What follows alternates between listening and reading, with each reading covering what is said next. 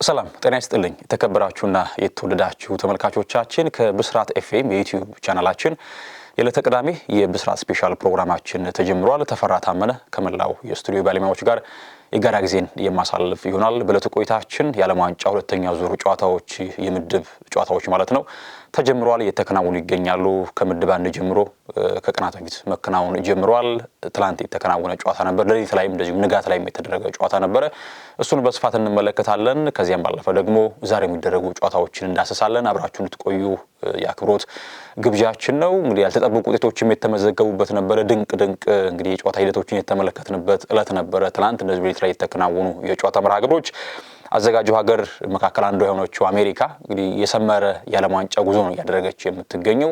እርግጥ ነው በስብስቧም በአውሮፓ የምናውቃቸው ስመጥር ተጫዋቾችን በስብስቧ አካታለች እና ማሰልጣኛውም ደግሞ በተለይ በቶትንሃም በደንብ የምናውቀው በቶትንሃም ሆትስፐርስ ቤት ኒውትራል ደጋፊዎችን በደንብ ያወደሱት ማውሪዚዮ ፖቼቲኖ እስከ ፍጻሜ ድረስ በአውሮፓ ቻምፒየንስ ሊግ መጓዝ የቻለ በውስን ሪሶርስ ጥሩ ቡድን መገንባት የቻለ ሰው ነበርና በአሜሪካስ ምን ያስመለክታል የሚለው ሀሳቦች ይጠበቁ ነበር። እርግጥ ነው እንግዲህ ከዓለም ዋንጫው በኋላ ምናልባት ወደ ኤሲ ሚላን ሊያመራ ይችላል የሚል ሀሳቦችም ሲነሱ ነበር። ሚላኖችም ነገሮችን ጥያቄ ለማቅረብ ሲሞክሩ እንደነበር መረጃዎች ሲወጡ ነበር። የኋላ አሰልጣኙ በዚያው በአሜሪካ እንደሚቆይ ተገለጸ። ሩበን አሞሪም መዳረሻው በሮሰነሪዎቹ ቤት ሆነ። ትናንት አሜሪካ ከአውስትራሊያ ጋር ጨዋታዋን አድርጋ ነበር። እንግዲህ አውስትራሊያ በአንደኛ ዙሩ ጨዋታ ብልጫ ተወስዶባት የግብዶችን በውስን መንገድ ፈጥራ ቱርክን አሸንፋ እንደነበረ ይታወቃል። አስደናቂ ውጤት ነበረ ለአውስትራሊያ። ትናንት ከአሜሪካ ጋር የነበራትን ጨዋታ ግን በሽንፈት ነው ያጠናቀቀችው። አሜሪካ 2-0 አሸንፋለች። ቡርሄስ በራሱ መረብ ላይ ጎል አስቆጥሮ መሪ መሆን ይቻለች አሜሪካ። እንዲሁ ደግሞ አሌክስ ፍሪማን ሌላ ተጨማሪ ጎል አስቆጥሮ አሜሪካ 2-0 ነው ያሸነፈችው። ክሪስቲያን ፑሊሲክ በጨዋታው በጉዳት አልነበረም። እንግዲህ ፑሊሲክ ከፊት መስመር ወሳኝ ተጫዋች መካከል የሚጠቀሰው ተጫዋች ነው። ነገር ግን አማራጮች ነበሯቸው እና ያን አማራጭ ፖዚሽን በመጠቀም አስደናቂ ውጤት አስመዝግበው ወጥቷል። እንግዲህ አሜሪካ ማለፏን አረጋግጣለች። 6 ያክል ነጥቦችን በመያዟ ለቀጣዩ ለጥሎ ማለፍ ውድድር ማለፏን ያረጋገጠች ቡድን ሆናለች። ሌላኛው የጨዋታ መርሃ ግብር ከዚሁ ምድብ የተደረገውን ንጋት ላይ የተደረገውን ጨዋታ እንመልከትና ሌላኛውን ምድብ ደግሞ እንዳስሳለን። ቱርክን ከፓራጓይ ያገናኘ ጨዋታ ነበረ። ይህ ጨዋታ ሁለቱም ምንም ነጥብ የላቸውም ነበርና ስለዚህ የመጀመሪያ ነጥባቸውን ለማሳካት የሚደረገው ትንቅንቅ በእጅጉ ይጠበቅ ነበረ። እንግዲህ ቱርክ እንደምናውቀው በመጀመሪያው ዙሩ ጨዋታ ላይ በሙሉ ብልጫ ድሎችን በመፍጠር ጨዋታውን በመቆጣጠር የተሻለችው ቡድን ነበረች። ነገር ግን ነጥብ ይዛ መውጣት አልቻለችም ነበረ። አውስትራሊያ ያገኟቸውን አጋጣሚዎች ተጠቅመው 3 ነጥብ ይዘው መውጣታቸው ይታወሳል። ታዲያ ትናንት ቱርክስ ከፓራጓይ ጋር እንዴት ባለ መንገድ ፐርፎርም ታደርጋለች የሚለው ይጠበቅ ነበረ። ገና በጊዜ እንግዲህ ጋልሬዛ ጎል አስቆጠረና በጥሩ ንክኪ ነው እንግዲህ ሊንክ አፓቸው በጣም ጥሩ ነበረ። ጎል ባስቆጠሩበት አጋጣሚ ገና በጊዜ ሁለተኛው ደቂቃ ላይ ጎል አስቆጥረው ፓራጓዮች መምራት ቻሉ። ከዚያም በኋላ ጎል ከተቆጠረባቸው በኋላ ቱርክ በተለይ የማጥቃት ባህሪ ያላቸው በጣም ጥራት ያላቸው ተጫዋቾች አሏቸው። እንግዲህ ሞንቴላ አሰልጣኙም ኬናን ሊዝን በመጀመሪያው ዙር ላይ ተጠባቂ ወንበር ላይ ነበር ያስቀመጡት። ትናንት ግን ቋሚ አድርገው ነበረ። ከይልማዝ ይልቅ እርሱን መርጠው ነበረ መጠቀም የቻሉት። እናም በተደጋጋሚ የጎል መረባቸው ለመፈተሽ ሞክሩ ነበረ የፓራጓይን። ነገር ግን የመጀመሪያው አጋማሽ ሊጠናቀቅ በጣም ውስን ደቂቃዎች ሲቀሩ ለፓራጓይ መጥፎ ነገር ነው የተከሰተው። ሚጌል አልሚሮን ቀይ ካርድ ተመልክቶ ከሜዳ ተሰናበተ።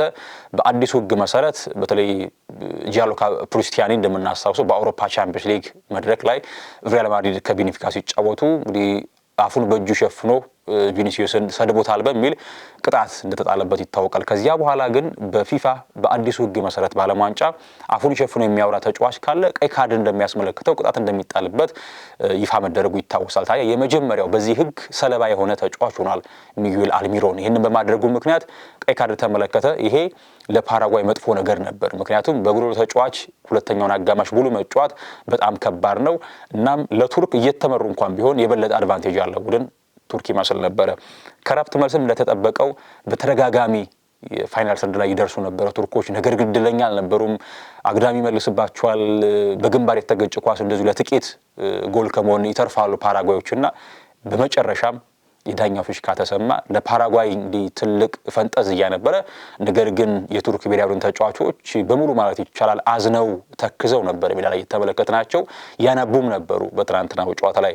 ቱርክ እንግዲህ በዚህ ዓለም ዋንጫ አሳዛኝ ከሆኑ ሜዳ ላይ የተሻለ ተንቀሳቅሰው ነገር ግን ውጤት ማምጣት ተስኗቸው ከውድድሩ ከተሰናበቱት መካከል ቀዳሚ ሆናለች። እንግዲህ ሃይቲ የመጀመሪያው ነበረች የተሰናበተች ምክንያቱም ከቱርክ ጨዋታ አስቀድሞ የሃይቲ ጨዋታ ስለነበረ ስለዚህ ቱርክ ከውድድሩ መሰናበቷ ታውቋል እጅግ አሳዛኝ ነው ለቱርክ ብሔራዊ ቡድን ምክንያቱም ብዙዎች የደረሳትን ምድብ ስንመለከት እንደ አሜሪካ ከዚያም ባለፈ እንደ አውስትራሊያ እንደ ፓራጓይ ነውና ካላት የስብስብ ጥራት አንፃር ከምድብ ለማለፍ ብቁ ነች ብለው አምነው ነበር በርካቶች ያን ያመኑትን ነገር በእንቅስቃሴ ያስመለክተው ነበር ነገር ግን ያንን ጥረታቸውን በነጥብ በውጤት እንዲመረኮዝ ማድረግ አልቻሉምና ትላንት በጣም አሳዛኝ የሆነ ጨዋታ ነበር ንጋት ላይ የተደረገ ጨዋታ ነው ንጋት በሚል እንውሰደው 62 ያክል ሽቶችን አድርገዋል በጣም የሚያስደንቅ ነው እንግዲህ በሁለት ጨዋታ 62 ያክል ሽቶችን አድርገው ምንም ጎል ሳያስቆጥሩ ነው ከውድድሩ እንግዲህ መሰናበታቸው የታወቀው እንግዲህ በኦፕታ ቁጥራዊ መረጃ መሰረት 1966 ላይ ነበር ስፔን በዓለም ዋንጫ ሁለት ጨዋታዎችን ከውና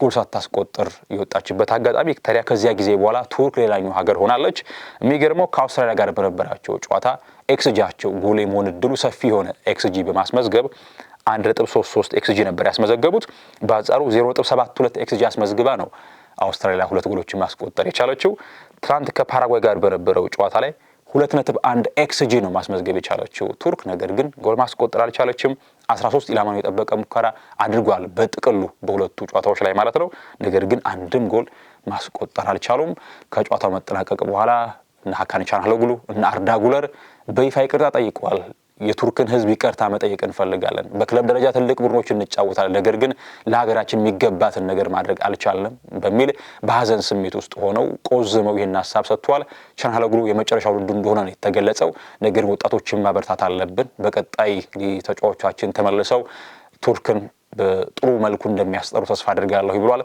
እናም ለቱርክ በጣም አሳዛኝ የሆነ ጨዋታ ነበር ንጋት ላይ የተደረገው የጨዋታ መርሃ ግብር እናም በቀጣይ ፓራጓይ ከአውስትራሊያ ይገናኛሉ እኩል 3 ነጥብ ይዘው ነው ወደ ሶስተኛው ዙር ጨዋታ የሚያመሩት ስለዚህ ሁለቱም ቡድኖች የማለፍ እድላቸው በእጃቸው ነው ምናልባት ነጥብ ተጋርተው እንኳን ተከባብረው ቢወጡ ተያይዘው የሚያልፉበት እድል ሊፈጠር ይችላል ምክንያቱም ቱርክ ተሰናብታለች ታሸንፍ 3 ነጥብ ነው ስለዚህ 3 ነጥቡ ምንም እድል አይፈጥርላትም ስለዚህ ምንድነው የሚሆነው ሁለቱም ነጥብ ከተጋሩ የተሻለ ግብ ክፍያ ያለው ሁለተኛው ነው ቀጥታ ያልፋል ሌላኛው ደግሞ 4 ነጥብ የሚይዘው ቡድን ከሌሎች ምድቦች ላይ ካሉት ጋር የተሻለ ከሆነ በግብ ክፍያ ማለያም ደግሞ ሌሎች ያነሰ የግብ ክፍያ ካላቸው የማለፍ እድል ይኖረዋል ማለት ነው ወሌላኛው ጨዋታ ስናመራ ሌሊት 7 ሰዓት ላይ ስኮትላንድን ከሞሮኮ ያገናኘ ጨዋታ ነበር በጣም ትናንት ከተከናወኑት የበለጠ ፉክክር ይታይበታል ተብሎ የተጠበቀው ጨዋታ ነበር ሁለቱም ጠንካራ ቢባል የስብስብ ጥራት አላቸው ስቲቭ ክላርክም በቡድናቸው ውስጥ በተለይ ስኮት ማክቶሚናይን እንዳስር ቁጥር ነው የሚጠቀሙት ምክንያቱም ተጫዋቹ በተለይ ወደ ኔፕልስ ካመራ በኋላ በናፖሊ ቤት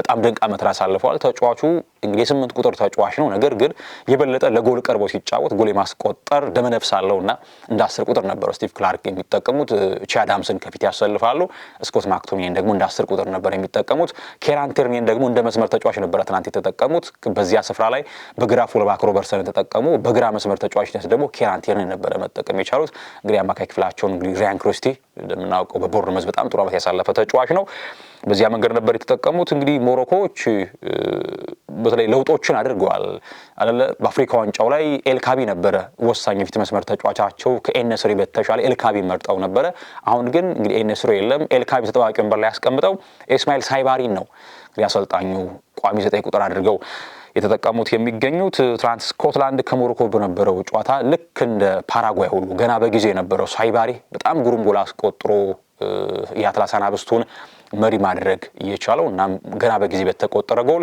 ሞሮኮዎች መምራት ቻሉ እና ጨዋታው በዚህ ውጤት ነው የተጠናቀቀው ሞሮኮ 1-0 አሸነፋ እጅግ አስፈላጊ 3 ነጥብ ማሳካት ቻለች ስኮትላንዶች በጣም ብርቱ ታጋይ ነበሩ ከሞሮኮ ጋር በነበረው ጨዋታዎችን ለመፍጠርም የሞከሩባቸው አጋጣሚዎች ነበሩ በተለይ በሁለተኛው አጋማሽ ጎል ለማስቆጠር በሚሳተሩበት አጋጣሚ ተደጋጋሚ ድሎችን አግኝተው ነበር በካውንተር አታክ ሞሮኮች ነገር ግን መጠቀም አልቻሉም እንግዲህ እስማኤል ሳይባሪ በጣም ድንቅ ዓመት ነው ያሳለፈው እርግጥ ነው በአፍሪካ ዋንጫው ላይም ተጫዋቹ ምን ያክል ጥራት እንዳለው ስንመለከት ነበር ባለፉት 2 ዓመታት በአውሮፓ ከሚገኙ ጥራት ካላቸው የፊት መስመር ተጫዋቾች መካከል አንደኛው ነው ገና 24 ዓመቱ ነው ሳይባሪ እንግዲህ በቤልጂየም ፕሮ ሊግ አሳለፈ ከዚያም ቀጥታ ወደ ኔዘርላንድ ነው ያመራው በፒኤስቪ ኤንዶቨን ነው የምናውቀው ባለፉት 2 ዓመታት የሚመለከት እንግዲህ ኤርዲቪዥን የሚመለከት በደንብ ያውቀዋል ሳይባሪ ይሄ ተጫዋች በነገራችን ላይ ዝውውሩን ለማጠናቀቅ ጫፍ ደርሶ ወደ ባየር ሙኒክ ለመዘዋወር ተቃርቧል የዝውውር ኤክስፖርት ፋብሪዚዮ ሮማኖም ሂሪጎ በሚል ዜናውን እንዳጋራ ይታወቃል እናም ተጫዋቹ ባለፈው አሁን በተጠናቀቀው የውድድር ዓመት በፒኤስቪ ኤንዶቨን ቤት 19 ያክል ጎሎችን አስቆጥሯል 9 ክላስ አሲስቶችን ማድረግ ችሏልና ለዚህም ነው አሰልጣኙ ከተፈጥሮ 9 ቁጥር ይልቅ እርሱ ይበልጥ የመስመር ተጫዋችና የ10 ቁጥር ሚናን የሚከተል ተጫዋች ነው። ነገር ግን እንደ ፎልስ ናይን ተጠቅመውት ያሰለፉት ይገኛሉ። በሁለት ጨዋታዎች 2 ጎሎችን አስቆጥሯል። ከብራዚል ጋር በጣም ድንቅ ጎል አስቆጠረ። ትናንትም በጣም አስደናቂ ጎል ነው ማስቆጠር የቻለው ሳይባሪ። እናም የአትላስ አናበስቱ እጅግ አስፈላጊ ነጥብ ነው ይዘው መምጣት እየቻሉት። እንግዲህ አሁን ላይ የቀደመ ስም ካላቸው ይልቅ ወጣቶችን እየተጠቀሙ ይገኛሉ። እንዲሁ በክሪስታል ፓላስ የሚጫወት እንደዚሁ ተጫዋችን በላይን አፕ ውስጥ ከዲዮፕ ጋር ሴንተር ባክ እያጣመሩት ይገኛሉ። ልምድ ያለው አሽራፍ ሀኪሚ መሪያቸው ነው እርሱ አለ። ከዚያም ባለፈው ከብራዚል ጋር በነበረው ጨዋታ በርካቶች ያወደሱት የ18 ዓመት ተጫዋች የማይመስለው እንግዲህ የካስሚሮና ጉማሬሽን አማካይ ክፍል ውሃ ልክ ያፈራረሰው አዩብ ቡዋዲ እንደዚሁ ሌላኛው የወደፊት የሞሮኮ ትልቅ ተስፋን የሰነቀ ተጫዋች ነው። በትልቅ የአውሮፓ ክለቦችም አይን ውስጥ የገባ ተጫዋች ነው። አዩብ ቡዋዲ ከሌላኛው አማካይ ከኡናሂ ጋር ነበረ እርሱን ያጣመሩ የነበረው። እናም ትናንት ለሞሮኮ እጅግ አስፈላጊ ውጤት ሆኗል። ሞሮኮ እንግዲህ አፍሪካን እግር ኳስ ቅርጽ የቀየረ ይመስለኛል። እንግዲህ ባጫወት መንገድም ከዚህ ቀደም እንግዲህ አፍሪካ ቡድኖች ከአውሮፓ ቡድኖች ጋር ሲገናኙ የበለጠ እንደ አንደርዶግ የሚቆጠሩ ባጫወት መንገዳቸው ምክንያት በርካታ ድሎችን የማይፈጥሩ ነበሩ። ነገር ግን ሞሮኮ ከማንም ጋር ትጫወት በኃይል የምትጫወት ቡድን ነው። ደፋር ቢሸነፍ እንኳን ነጥብ ቢጥል የክብር ሽንፈትን የሚሸነፍ ቡድን ነውና ሞሮኮ የአፍሪካን እግር ኳስ ስም በከፍታ የቀየረ ቡድን ይመስለኛል። እንግዲህ በኳታሩ ዓለም ዋንጫም እስከ ሴሚፋይናል ድረስ ደርሷል። ይሄ ትልቅ ክብር ነው ለአፍሪካና ዘንድሮ ሞሮኮ ከየትኛውም ቡድን ጋር መገዳደር የሚችል ቡድን እንደሆነ በግልጽ እየተመለከተን እንገኛለን። ስኮትላንድ ግን በቀጣዩም ጨዋታ ላይ በሚደረገው መርሃ ግብር እጅግ ከባድ ጨዋታ ይገጥማታል። ከብራዚል ጋር ነው የምትጫወተው። ነገር ግን ነጥብ የምታገኝ ከሆነ የማለፍ እድሏ እንዲሁ ጥሩ የሚሆንበት አጋጣሚ ይኖራል። ሞሮኮ ግን እድሏን አስፍታለች። ምክንያቱም ቀጣይ ተጋጣሚዋ ሃይቲ ነችና ሃይቲ ደግሞ በጥራት ደረጃዋ ያነሰች ነች ከሞሮኮና በጥሩ መልኩ የማሸነፍ እድል አላት። ስለዚህ የበለጠ ሞሮኮ ምድቧን አንደኛ ሆነ የማለፍ እድሏ ሰፊ ነው። ምክንያቱም ብራዚል እንኳን ብታሸንፍ በቀጣይም የበለጠ ሞሮኮ የግብ ክፍያ አስቆጥራ ለማሸነፍ እድል ስለሚኖራት የተሻለ እድልን ይዛ ትጓዛለች ወደ 3ኛው ዙር ጨዋታ። ሌላኛው ብራዚልን ከሃይቲ ያገናኘ እንግዲህ በውድቅት ሌሊት ማለት ይቻላል 9 ሰዓት ከ30 ላይ የተከናወነ ጨዋታ ነበረ። ለመመልከት በጣም አስቸጋሪ ነበረ። እንግዲህ ብራዚል ጨዋታዎች ሶስቱም የምድቡም ለተመልካች በተለይ ለሀገራችን ተመልካቾች አመቺ አይመስሉኝም። ከሃይቲ ጋር ነበር ጨዋታዋን የከወነችው። ሃይቲ በጥራት ደረጃዋ ያነሰች ሀገር ነች። እናም ከብራዚል ጋር በነበረው ጨዋታ ሴሌሳዎቹ ወደ ድል ተመልሰዋል። 3-0 አሸንፋለች ብራዚል። በላይን አፕ ውስጥ ለውጦች ነበሩ። በብራዚል በኩል አሰልጣኝ ካርሊቶ በፊት መስመር ላይ ከኢጎር ቲያጎ ይልቅ ማቴዎስ ኩኛ ነበረ መጠቀም የቻሉ ጥያቄዎች ነበሩ። በበርካቶች ቅሬታ ነበረ። አስቀድሞ ከምርጫም ጀምሮ እርግጥ ነው ኢጎር ቲያጎ በብሬንትፎርድ ጥሩ ዓመት አሳልፏል። ነገር ግን የጃዋ ፔድሮ አለመመረጥን እንደ ጥያቄ ያነሱ ነበረ በርካቶች። ትናንት ግን ማቴዎስ ኩኛን ነበረ ፊት መስመር ላይ መጠቀም የቻሉት። ትናንት 3-0 አሸንፋለች ብራዚል። ማቴዎስ ኩኛ 2 ጎሎችን አስቆጥሮ የመጀመሪያ ጎል እንግዲህ ግብ ጠባቂው ከመለሰው በኋላ የተገኘች ኳስ ነች። ነገር ግን ሁለተኛ ጎል በጥሩ መንገድ ቪኒሲዮስ ጁኒየር ያሻገረለትን ኳስ በግሩም ሁኔታ በግራ እግሩ አስቆጠረ። 3ኛውም ጎል ደግሞ ቪኒሲዮስ ጁኒየር አስቆጥሯል። የጨዋታው ኮከብ ተብሎ የተመረጠው ቪኒሲዮስ ጁኒየር ነው። በጣም ድንቅ የሚባል ምሽት ነው ማሳለፍ እየቻለው። ትናንት በብራዚል በኩል ራፊንሃ በጊዜ ጎል አስቆጥሮ ነበረ፣ ከጨዋታ ውጭ በሚል ተሻረ። ሌላኛው ኤንሪክ እንደዚሁ ጎል አስቆጥሮ ነበረ፣ ከጨዋታ ውጭ በሚል ተሽሯል። ለብራዚል አይኗን የገለጠችበት ጨዋታ ነው። ምክንያቱም በዓለም ዋንጫ የትኛውም ቡድን ማንንም የሚያሸንፍ አሁን ጀርመን ኩራሳውን ብታሸንፍም ነገር ግን ማሸነፏ በራሱ የሚሰጣት በራስ መተማመን አለ። ለብራዚልም እንደዚህ ነው። ከሃይቲ ጋር እንኳን ተጫውታ ብታሸንፍም አይኗን የምትገልጥበት ለቀጣይ ጨዋታዎች ላይ ተነሳሽነትን የሚፈጥርላት ጨዋታ ነውና በጣም አስፈላጊ ነጥብ ነው ይዛ መውጣት የቻለችው።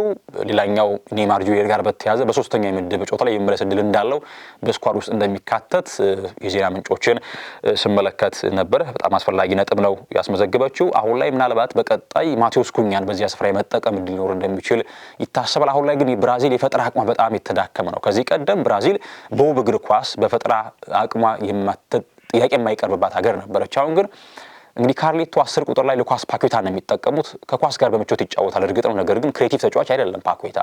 ስለዚህ ምናልባት ሌላ ተጨማሪ የማጥቃት ባህሪ ያለውን ተጫዋች መጠቀም ቢችሉ በጎ ነው በሚል ሀሳብ ይነሳል። በተለይ ቡድኑ ጎል ማስቆጠር ሲፈልግ እና በቀጣይ ብራዚል ከስኮትላንድ ትጫወታለችና በጣም ጠንካራ ጨዋታ እንደሚሆን ይጠበቃል። እንግዲህ ስኮትላንድም ጥሩ ቡድን እንደሆነች በመጀመሪያው ዙር 2ኛው ዙር ጨዋታ ላይም ተመልክተናል። እናም በቀጣይ ብራዚል ከስኮትላንድ፣ ሞሮኮ ከሃይቲ በ3ኛ ዙር ጨዋታቸውን ያደርጋሉ። ትናንት የተደረጉ ጨዋታዎችን ይመስላሉ። ወደ ዛሬ መርሃ ግብሮች ልውሰዳችሁ። ዛሬም የዓለም ዋንጫ የምድብ 2ኛው ዙር ጨዋታዎች ቀጥለው ይደረጋሉ። ተጠባቂ ጨዋታዎች ይደረጋሉ። በተለይ 2 ሰዓት ላይ የሚደረገው ጨዋታ ኔዘርላንድን ከስዊድን ያገናኛል። ይበልጥ ከስዊድን በተሻለ ጨዋታው ለኔዘርላንድ አስፈላጊ ነው ካላት የነጥብ እንግዲህ ጥበት አንጻር ማለት ነው። ኔዘርላንድ እንግዲህ በመጀመሪያው ዙር ከጃፓን ጋር ነጥብ ተጋርታ እንደወጣች ይታወቃል። ሁለታቻ ነበር ጨዋታው የተጠናቀቀው። መምራት ችለው ነበር። የኋላ ወልኩት ተቆጥሮባቸው ነጥብ ተጋርተው ወጥቷል። ስዊድን በአንጻሩ በጣም በድንቅ ብልጫና በግሩም በሆነ ብቃት ቱኒዚያን አሸንፋ ነው መውጣት የቻለችው። በመጀመሪያው ዙር ጨዋታ 3 ነጥብን ከጥሩ የግብ ክፍያ ጋር አሳክታ ወጥታለች። በሁለት ተቃራኒ ጎራ ላይ የቆሙ ቡድኖች ይመስላሉ በስብስብ አንጻር ስንመለከታቸው።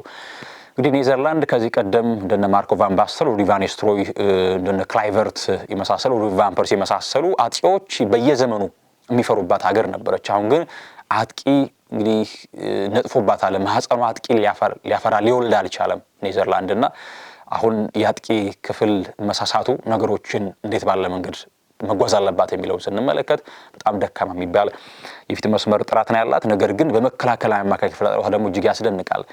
በመከላከል መዋቅሯ ላይ እንግዲህ ዩሬን ቲምባር እንኳን ባይኖር ደንዝል ደምፍሪስ፣ ቨርጂል ቫን ዳይክ፣ ቫን ሄከ ከዚያም ባለፈ ደግሞ ሚኪ ቫን ደቨን ወደ ግራ ፉልባክ ሜሽት አድርገው ግራ ፉልባክ ኮማና የተጠቀሙት ይገኛሉ። ጥሩ ተከላካዮች አሏት። አማካይ ክፍሏም የተሟላ ነው። ፍራንኪ ዲዮንግ ዓለማችን ላይ ካሉ በጣም ድንቅ የተሟሉ አማካኞች አንዱ ነው ፍራንኪ ዲዮንግ። እሱ በስብስብ ውስጥ አለ። ሪያን ግራቨንበርግ እንደዚሁ በዚያ በስብስብ ውስጥ ይገኛል። ቲጃን ሬንደርስ በዚያው ስብስብ ውስጥ ይገኛልና ጥሩ ጥራት ያለው አማካይ ክፍል አላት። የመስመር ተጫዋቾችም ያን ያክል የሚያስወቅስ የመስመር ተጫዋች አላትም። እንግዲህ ኮዲ ጋክፖና ኩሪንሲዮስ ሰመርቬል በስብስብ ውስጥ አሉ። ምናልባት ፊት መስመር ላይ በጎው ነገር ምንድነው እንዳልኳችሁ ይሄ እንደ ወርልድ ክላስ የፊት መስመር እንኳን ባይኖራት በውሰቱ ልክ አስቶን ቪላ ወደ ሮማ ካመራ በኋላ በጂያኒ ፒሮ ጋስፔኒ ስብስብ ውስጥ ጥሩ ዓመትን ያሳለፈው ዶኔል ማለን ጥሩ ነገር ያስመለከተ ነው የሚገኘው። እናም የማለን መኖር ሌላኛው በጎው ነገር ነው። ሜምፊስ ዴፓይም እንደዚሁ በስብስቡ አለ። በተቃራኒው ደግሞ ስዊድን የፊት መስመሯ ስል የሆነ የፊት መስመር አላት። ምክንያቱም ቪክቶር ዮኬሬሽ እና አሌክሳንደር ኢዛክን የያዘ ቡድን ነው የስካንዲኔቪያኗ ሀገር ስዊድን። ይሄ ደግሞ የፊት መስመር ጥራቷ ድሎችን ካገኙ የማይምሩ ጥራት ያላቸው እንግዲህ ተጫዋቾች አሏት። ጥሩ ነገር ደግሞ ምንድነው ሁለቱንም አጥቂዎች ይጠቀማሉ ግርሃም ፖተር። ምክንያቱም ባህሪያቸው የተለያየ ነው። ቪክቶር ዮኬሬሽ የሳጥን ውስጥ የፖቸር የሚባል ተጫዋች ነው። ከዚያም ባለፈ ደግሞ አሌክሳንደር ኢዛክ ከኳስ ጋር በምቾት መጫወት የሚችል እንደ መስመር ተጫዋችም ሆኖ ማገልገል የሚችል ተጫዋች ነው። ባለፈው ዮኬሬሽ አሲስት አድርጎለት ያስቆጠረውን ጎል ስንመለከትም ድሪብል አድርጎ ጎል የማስቆጠር አቅም እንዳለው አሌክሳንደር ኢዛክን ተመልክተናልና በተቃራኒው ደግሞ ኔዘርላንድ የአጥቂ ስፍራ ችግር አለባት። የዕለቱ ጨዋታ ግን በእጅጉ ተጠባቂ ነው። ኔዘርላንድ የቆመ ኳስ ችግር አለባቸው። ይህንን የግድ ማረም ይኖርባቸዋል። ጀርመን ከአይቮሪ ኮስት ሌላኛው የምሽት 5 ሰዓት ጨዋታ ነው ዛሬ የሚከናወን ጨዋታ። ሁለቱም ቡድኖች ኩራሳውን አሸንፋ ነው ጀርመን በሰፋ የገሉኝት የመጣችው።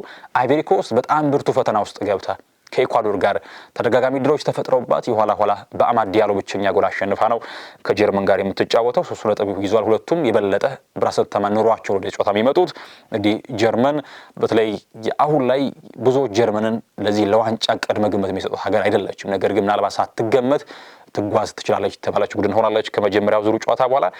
እንደ አይቮሪ ኮስት በጣም ጥሩ ስብስብ አላቸው። ኤመርስ ፋይ በድንገት ከተሾሙ በኋላ በአፍሪካ ዋንጫው ራሳቸው ባዘጋጁት የአፍሪካ ዋንጫ ስኬትን ተጎናጸፉ። በጣም የተለየ ስብስብ አላቸው። ፍራንኬሲ ኢብራሂማ ሳንጋሪ አማካይ ክፍል በጣም ሰው የሚባል አማካይ ክፍል አላቸው። የነ አማድ ዲያሎ የነ ያን ዲያሞንዴ ስብስብ በጣም አስደናቂ ነው። በመከላከል ጥረታቸው እንደዚሁ የሚታማ ቡድን አይደለም። እንግዲህ ያን ዲያሞንዴ በተለይ ከቱ ጋር በተያያዘ ከሰሞኑ በመብራሪያ ስር ገጹ ላይ ያስቀመጠው ልጥፍ ብዙዎችን ያሳዘነ እንግዲህ በጣም ልብ የነካ ታሪክ ነበረ። እንግዲህ የታናሽቱን እንግዲህ ህይወቷ ማለፉንና ከዚያ ጋር በተያያዘ ደግሞ ምን አይነት እንግዲህ አስከፊ ጊዜ ያሳለፈ እንደነበር ሐሳብ ሰጥቷል። አሁን ላይ ተጫዋች የ100 ሚሊዮን ፓውንድ ተጫዋች ሆኗል። በቅርብ ጊዜ እንግዲህ በሌጋኘስ ነበር የሚገኘውና 1 ዓመት ብቻ ነው ያሳለፈው በሌብዚሽ። ከ1 ዓመት ቆይታ በኋላ ግን የ100 ሚሊዮን ፓውንድ ተጫዋች ሆኗል። የዚህ የዝውውር ዋጋ ግራፍ በጣም መግዘፉ በጣም ያስገርመኛል። በግሌ 100 ሚሊዮን አቅርቦ ነበር ሊቨርፑል ለያን ዲያሞንዴ። ነገር ግን ሌብዚሾች ውድቅ አድርገዋል። እስከ 100 ሚሊዮን ፓውንድ ከዝውውሩ እንደሚፈልጉ ነው የተገለጸውና ይሄ የዝውውር ዋጋው ምን ያክል እንደናረ ማሳያ ነው። ጀርመን ከአይቮሪ ኮስት ተጠባቂ መርሃ ግብር ነው። ሌላኛው ሌሊት ላይ የሚደረጉ ጨዋታዎችን ላንሳላችሁ። ኤኳዶር ከኩራሳው ይጫወታሉ። ኤኳዶር የበለጠ የማሸነፍ ቅድመ ግምት ይሰጣታል። ምክንያቱም አይቮሪ ኮስት እንዴት ፈትና እንዴት ብልጫ ወስዳ እንደነበረ ላስታወስና ለተመለከተ ኩራሳውን በጥሩ መንገድ ለማሸነፍ አቅም እንዳላቸው ማንሳት ያስደፍራል። ቱኒዚያ ከጃፓን የሚደረጉ ሌላኛው ጨዋታ ነው። ቱኒዚያ ነጥብ አልወሰደችም በመጀመሪያው ዙር ጨዋታ ከስዊድን ጋር ጃፓን በአንጻሩ 1 ነጥብ ይዛ ነው ከሜዳ ያወጣችው። ጃፓን ይሄ ገገን ፕሬሲንግን የሚከተሉ ቡድኖች ናቸው። ኤዥያዎች በተለይ ደቡብ ኮሪያም ያናጫወት መንገድ የሚከተሉ በጣም በፈጣን ሽግግር ኳስ ሲያገኙ በቶሎ ወደ ጎል ይደርሳሉ። ኳስ ሲነጠቁም ደግሞ በጣም ፕረስ አድርገው ለመንጠቅ ይሞክራሉና ጃፓን ከቱኒዚያ ሌላኛው የዕለቱ ተጠባቂ መርሃ ግብር ነው። በዚህ መንገድ ሁለተኛ ዙር የምድብ ጨዋታዎች ቀጥለው ይደረጋሉ። በተወዳጁ ጣቢያ ብስራት ኤፍኤም 101.1 ዛሬ ከ1 ሰዓት ጀምሮ ተጠባቂ የዓለም ዋንጫ የምድብ ጨዋታዎች በቀጥታ ወደ እናንተ የሚደርሱ ነው የሚሆነው። እንድትከታተሉ በአክብሮት እንጋብዛችኋለን። የዕለቱ ቆይታችን ግን ይህን ይመስል ነበር። ተፈራ ታመነ ከመላው የስቱዲዮ ባለሙያዎች ጋር ጊዜን አሳልፌያለሁ። ሰናይ ጊዜን ተመኘው።